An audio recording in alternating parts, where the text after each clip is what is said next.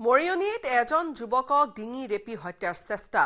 সমকামী প্ৰেমৰ পৰিণতিত সংঘটিত এই ভয়ংকৰ ঘটনা আক্ৰমণৰ বলি প্ৰজ্ঞান গগৈ নামৰ এজন যুৱক দুল বৈৰাগী নামৰ এজনৰ বিৰুদ্ধে আক্ৰমণৰ গুৰুতৰ অভিযোগ আৰু দুই সমকামী যুৱকৰ মাজত চলি আহিছিল প্ৰেমৰ সম্পৰ্ক প্ৰজ্ঞানৰ সৈতে দুবছৰ পূৰ্বে ফেচবুক যোগে চিনাকি হৈছিল মাজুলীৰ বনগাঁৱৰ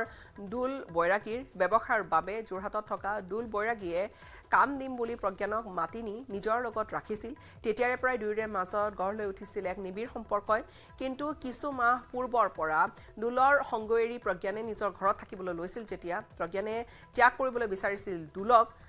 কিন্তু এই কথাখিনি সহ্য কৰিব পৰা নাছিল দুলে শেহতীয়াকৈ প্ৰজ্ঞানৰ সম্পৰ্ক হৈছিল এগৰাকী যুৱতীৰ সৈতে যি কথাই অধিক ক্ষোভিত কৰি তুলিছিল দুলক আৰু দুলৰ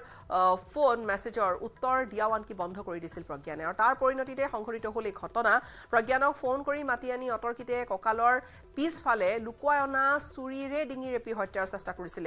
দুল বৈৰাগীয়ে